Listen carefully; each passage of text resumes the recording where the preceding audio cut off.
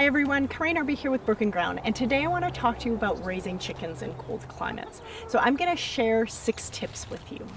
So here we are, we're in Montana, we're in USDA Hardiness Zone 4B, so it gets to be pretty cold during the winter. We will have weeks or days where it goes down to minus 10, minus 15, minus 20 degrees Fahrenheit. So following these tips has really helped in terms of raising chickens in a climate like this. So the first tip is to choose cold hardy varieties of chickens. So there are several different ones to choose from, and based on what you're looking for in a chicken and maybe color, size, all of that kind of stuff, you can make certain decisions. But here are a few different ones that are known as being cold hardy.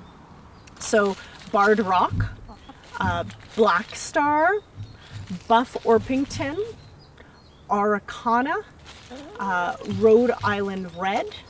All of those are cold hardy varieties. There are many more out there, and a quick online search will give you a bunch of different options. I'd also suggest if you do have a local farm or ranch store, they'll be able to give you recommendations as well. You know, when you have a choice and there is a local person that you can talk to, that's what I would suggest. So, number 1, choose cold hardy varieties of chickens.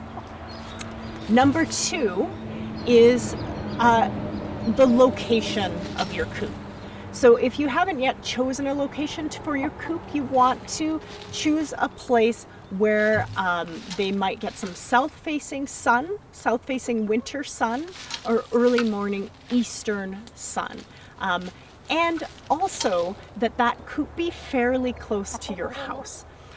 So again, chickens are something that need daily maintenance.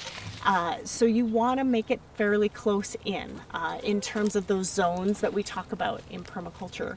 And in cold climates, chickens should be closer probably than in other climates, because every day you're going to have to bring water out to them. That again, during those cold days, it might freeze, right? So you want to make it pretty convenient for you to be able to fill that water up and bring it out to their coop and to feed them.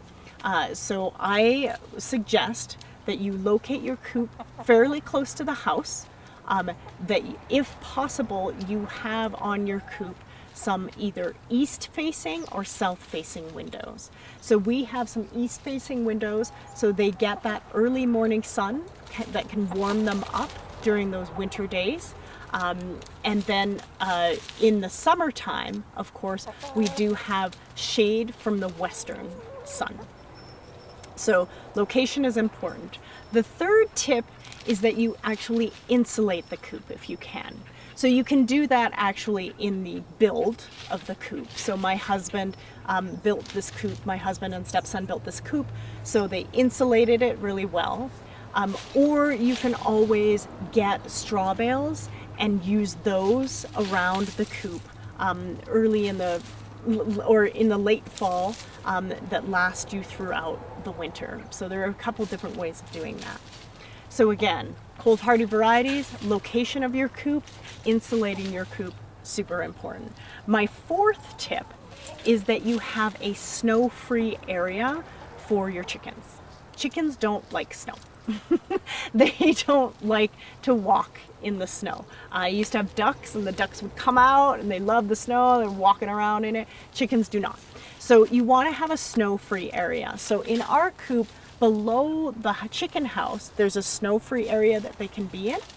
And then also, once it starts snowing, I will put some twin wall polycarbonate over the top of their covered run. So that will act as another snow-free area for them. So you want to give them enough space to be able to get out and about on those days where it's not super cold. And you want to be able to have them have some space to roam around. So that's my 4th tip. Then my 5th tip is that you don't leave water in the coop overnight. So 1, it's just going to freeze. You can, yes, you can buy a water heater, but I actually am not the biggest fan. Again, I don't want to spend the energy running a water heater and running an extension cord out here. So what I prefer to do is every morning I fill up their water with warm water. I bring it out to the coop. They have it for the whole day. When I put them in at night, I take that water back and it's ready for me to do the same thing the following morning. So I prefer to do that, and that way also you're not adding moisture to the coop in the evening, which goes into my sixth and final tip, which is to keep that bedding dry and to keep it clean. Obviously you normally on a regular basis want that bedding in the chicken house to be dry, but especially in the winter time. So keeping that bedding dry, I use the deep litter method because I don't want to be out here in the middle of January cleaning out the coop. I just on a regular basis add more bedding to the coop during the course of the winter.